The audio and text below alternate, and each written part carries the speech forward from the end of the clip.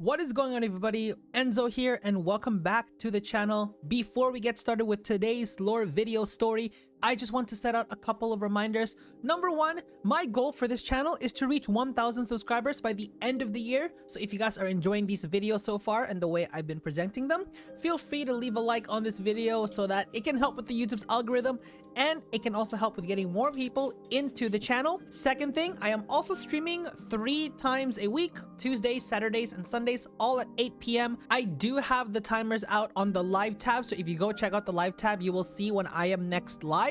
They are all at 8 p.m. PST, so I'm trying to make it pretty consistent. It would be pretty cool if I could see most of you out there so we can chat Skyrim, Elder Scrolls, gaming, life, etc. That's pretty much all I got for the announcement so far, and as always, I hope you guys enjoyed today's lore video. A traveler is making their way up the 7,000 steps to High Hrothgar. Inspired by stories of Ulfric Stormcloak, who was trained in the way of the voice and is a hero to his people and his city. The traveler is stopped by another person traveling the steps. This person looks much older in comparison, with a very long beard and wearing thick robes, seemingly to protect himself from the treachery of Skyrim's cold nature. "Ah, traveler, are you making your way up the 7,000 steps? What business do you have with the Greybeards of High Hrothgar? You want to learn the way of the voice from them, you say? What inspired you to do this?" "You were inspired by Ulfric Stormcloak." Come, sit with me. You have had a long day, and it is not wise to climb the steps completely without rest." "Oh, you don't have to worry about me. I am an old man. I am sure a young and skilled adventurer such as yourself would not have a problem dealing with me if I tried anything. All I ask is for you to hear me out." The traveler reluctantly agrees, and the two set up a fireplace on a nearby cave for the night. "It appears you have heard of the Greybeards and their dedication to learning the ways of the voice. Perhaps it would be a good idea for you to hear the entire story before you decide whether or not you want to continue down this path, because to learn the way of the voice is to dedicate your life to the teachings of the Greybeards and the constant practice of meditation to attune yourself to this incredible power. Let me begin with who the Greybeards are. Their tale begins at the Battle of Red Mountain, the legendary battle between the Dwemer and the Dunmer that happened during the First Era, although there are rumors that the Greybeards already existed well before that time. The Nords were involved in this battle seeking to rebuild their kingdoms of old, and believed that their shouts gave them a massive advantage against their enemies, as the pure strength of the voice has the ability to rend their enemies asunder and deal massive blows to groups of people, far more effective than the use of their swords. Unfortunately, the battle resulted in the loss of the Nords after the disappearance of the Dwemer, and the houses of the Dunmer, led by Indoril Nerevar, emerged victorious. One of the Nords in the battle, Jurgen Windcaller, believed the loss of the Nords was a result of the misuse of the voice, and thus he meditated for 7 years, contemplating between the histories and previous users of the voice. He came to a conclusion. He believed that since the Nords arrogantly used the Thu'um, taking it for granted, very similar to their previous users and usurpers, the Dragons, they suffered a similar defeat the way the Dragons did, and thus the way of the voice was born.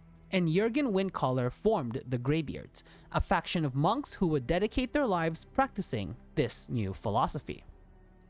While the way of the voice is a whole other conversation we can dive into, and I think that would be something I would rather have the Greybeards themselves explain to you, the essence of the philosophy is that one should not use the power of the voice to expand their own power and influence, and instead use it to worship the glory of the gods. When Jurgen first introduced this philosophy to the remaining tongues, those who were equipped with the shout, they did not agree with his philosophy and challenged him.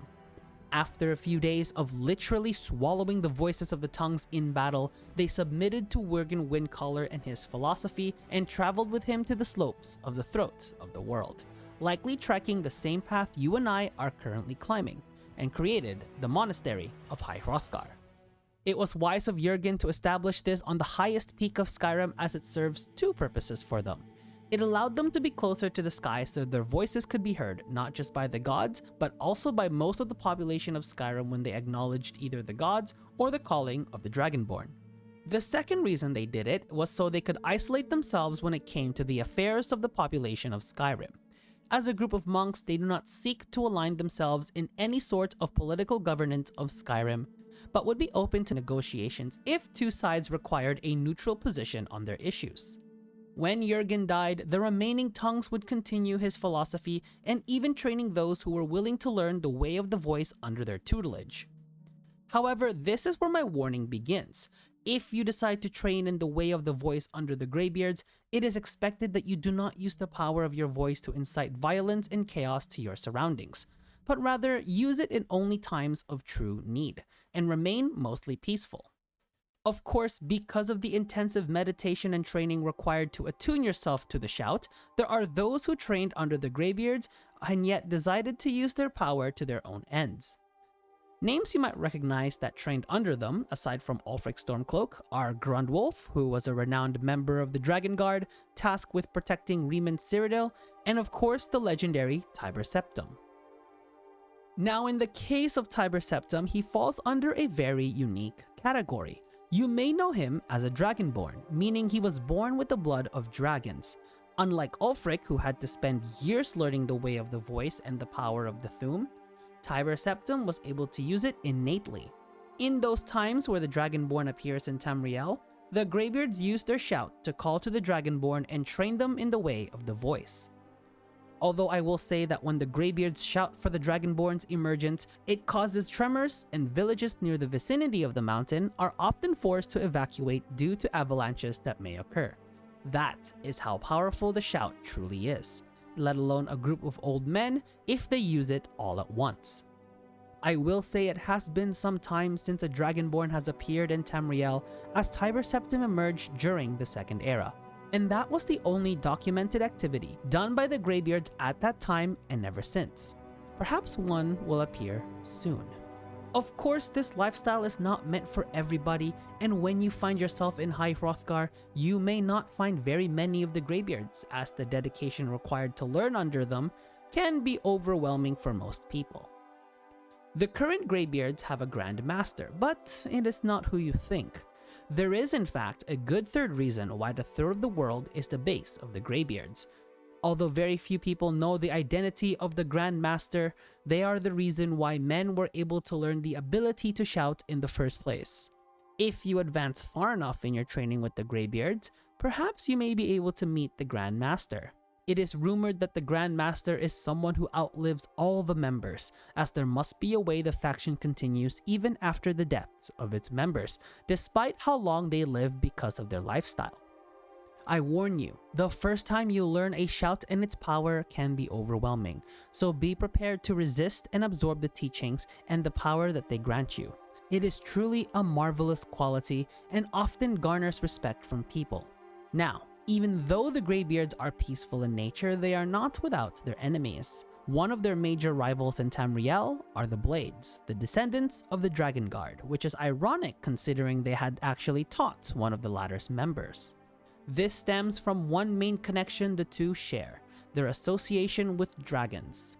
The Blades, who were renowned dragon hunters along with their other task of protecting the Emperor of Cyrodiil, did not like the peaceful and sometimes ignorant ways of the Greybeards, who do not use the power of their voice to hunt down their enemies. The Greybeards, on the other hand, do not trust the Blades due to their reckless nature. Of course, considering the factors in play, I can completely understand why the Greybeards will not do anything against the dragons, but again, that is a story for a different time. I am sure the Greybeards did not care much for when the Blades were hunted down and killed during the rise of the Thalmor leading up to the events of the Great War. But they are neutral in nature, so it's not like they would have cared anyway, even if it did benefit them in their rivalry. Ah, would you look at the time? You must excuse me, I must head out. I am needed by my colleagues. The old man suddenly walks away, and when the traveler turns the corner to see where he goes, he suddenly disappears. And a short moment later, a wave of powerful shouts fill the sky. Do va kin! The traveler looks to the sky with excitement and continues his climb the 7,000 steps, making his way to High Hrothgar.